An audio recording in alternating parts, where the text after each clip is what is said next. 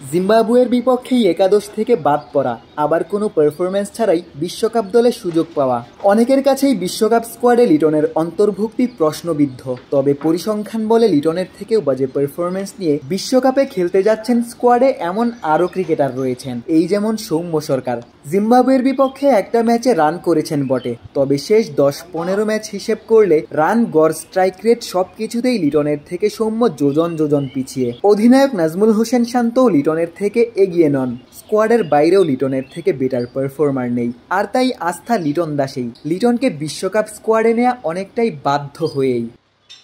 এক্ষেত্রে কিন্তু আমাদেরকে যে জিনিসটা সবসময় চিন্তা করতে হয়েছে যে শুধু একজন ওপেনার না, আমাদের লিটনকে রিপ্লেস করতে গেলে তার উইকেট কিপিং অ্যাবিলিটিটাও সেখানে এসছে, কারণ আমাকে দুটো উইকেট কিপার নিয়ে যেতেই হবে এবং কনকাশনের ব্যাপারগুলো আপনারা সবাই জানেন।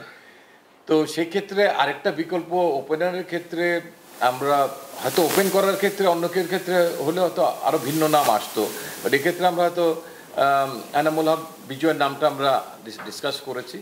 কিন্তু তারপরেও এই ফর্মের ঘাটতির পরেও লিটনের উপরে আমরা আস্থা রেখেছি যে, এবং তাকে নিয়ে কিন্তু কাজ করা হচ্ছে। দুটো ম্যাচ যে তিনি খেলেননি, সে সময় তাকে নিয়ে তার আস্থার জায়গাটা কিভাবে পুনরুদ্ধার করা যায় সেই প্রচেষ্টাগুলো আমাদের টিমের কোচিং স্টাফরা করে যাচ্ছে। কেউ যদি ফর্মে না থাকে তাহলে একটা অস্বস্তির একটা তো জায়গা হয়, কিন্তু আমাদের খুব বেশি সেখানে অপশন না থাকার কারণে উই আর শিওর যে আমরা যা করছি আমরা সেখানে কোনো ভুল করছি কিনা। তো কাজেই আমরা একজন ব্যাটসম্যান জাস্ট রান পাচ্ছে না দেখে যদি আপনি আরেকজন নতুন একটা ব্যাটসম্যানের দিকে যান তাহলে you may commit another mistake.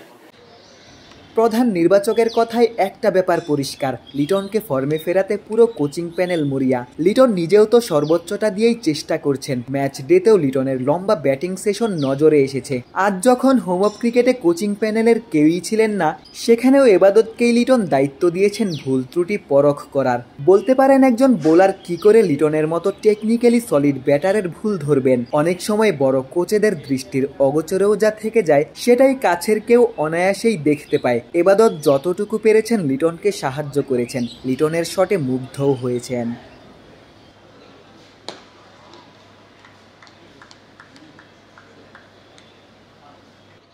লিটনের দুর্দিনে এগিয়ে এসেছেন খালেদ মাহমুদ সুজনও। কাছ থেকে লিটনের ব্যাটিং দেখেছেন, ব্যাটিং শেষে সমস্যার কথাও জানতে চেয়েছেন। সমাধানে সুজন লম্বা সময় পরামর্শও দিয়েছেন।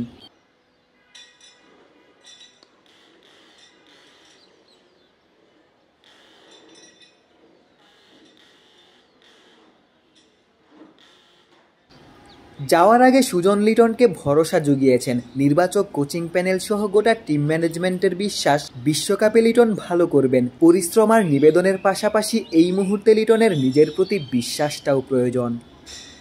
শেরেবাংলা জাতীয় ক্রিকেট স্টেডিয়াম থেকে ক্যামেরায় আমিনুল ইসলাম সুজনের সঙ্গে গুলাম সারোয়ার, ক্রিকেট 97।